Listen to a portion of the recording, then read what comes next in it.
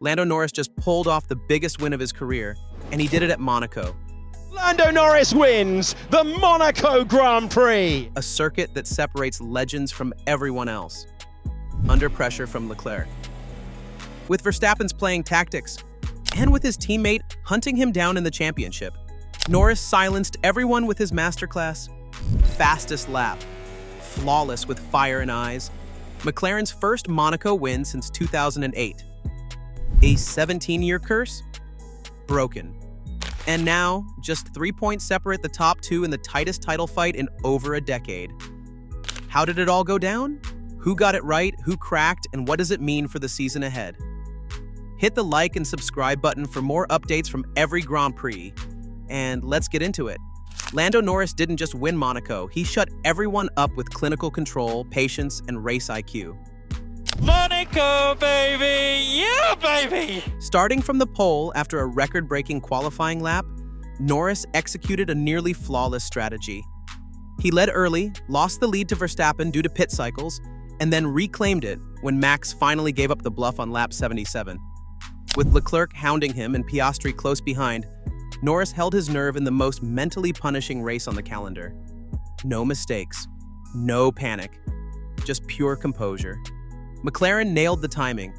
Norris took both mandatory stops while Verstappen gambled on a late one.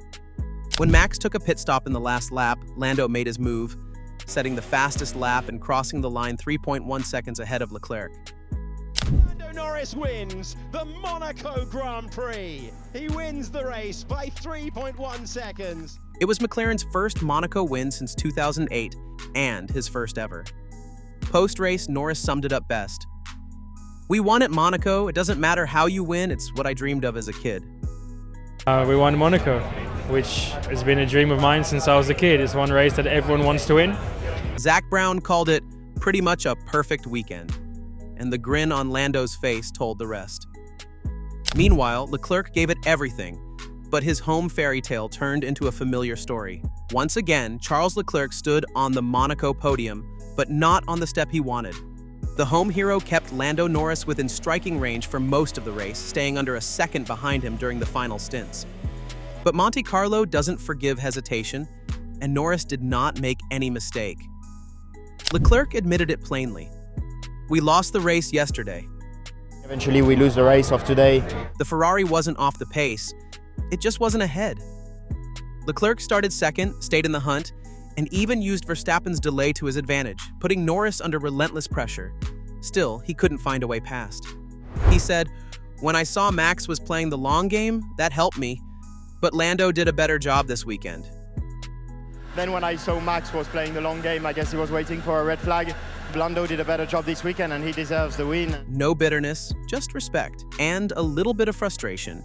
The result leaves Leclerc fifth in the championship with 79 points, 20 behind Russell, and a whopping 82 behind leader Piastri.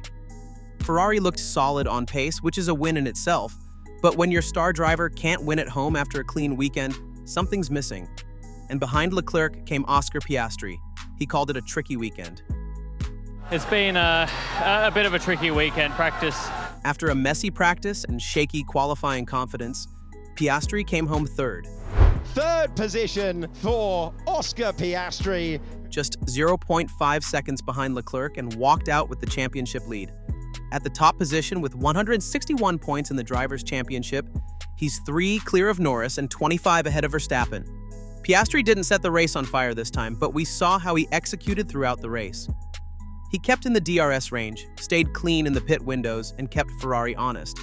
He joked afterwards, "If this is a bad weekend, it's not going too badly at all." Meanwhile, after what we saw in Monaco, the dynamic between him and Norris is heating up. When asked about a potential Hamilton-Rosberg scenario, Piastri grinned. "We're trying to repeat 2007. Let's hope not. But if Spain sees another tight McLaren scrap, tensions may rise." Meanwhile, Verstappen tried to outfox the field but ended up stuck behind the bluff. Max Verstappen took a gamble in Monaco. It didn't work. He stayed out long, stretching his first stint well past lap 50, hoping a safety car would swing things in his favor. Meanwhile, McLaren and Ferrari played it straight, and Max ran out of chance to win. When he finally pitted on the final lap, he dropped to fourth, finishing 20.5 seconds behind Norris. His frustration showed post-race. "We were almost doing Mario Kart. I could have done 4 stops and still finished 4th." It's rare for Verstappen to be this out of contention on raw pace. Red Bull simply didn't have the grip or balance in Monte Carlo, and Max knew it. He said, "I don't think the enforced 2-stop rule worked." And judging by the results, he's right. His long-game strategy only delayed the inevitable. He walks away with 12 points and holds 3rd in the standings with 136 points. That's 25 behind Piastri, and the gap is growing. If Barcelona doesn't go Red Bull's way, Verstappen's shot at 4 straight titles might start to slip. Not far behind, Lewis Hamilton was driving, but it felt like he was on mute.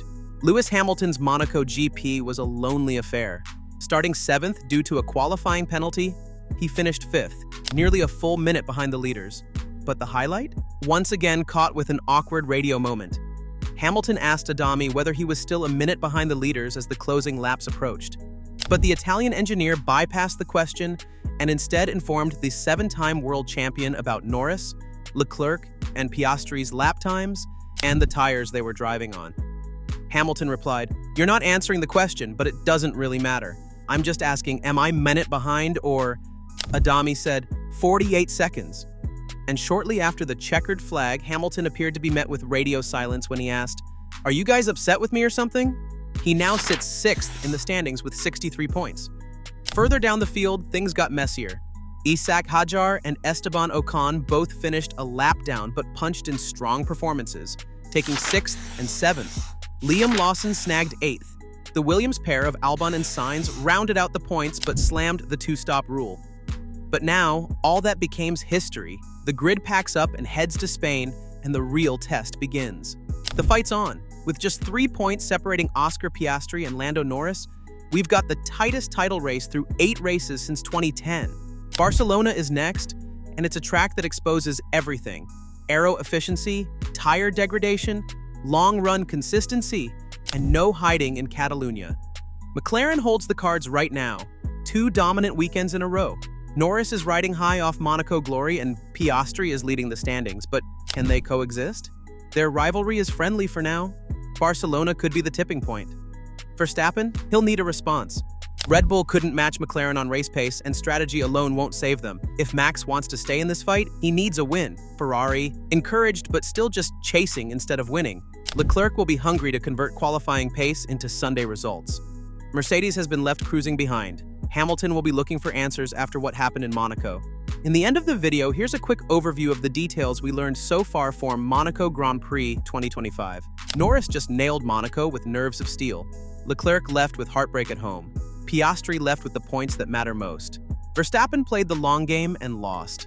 Hamilton, a 5th place with radio controversy. Barcelona is next, a track that reveals even more weakness. A test that could crack open this top 3 rivalry for good.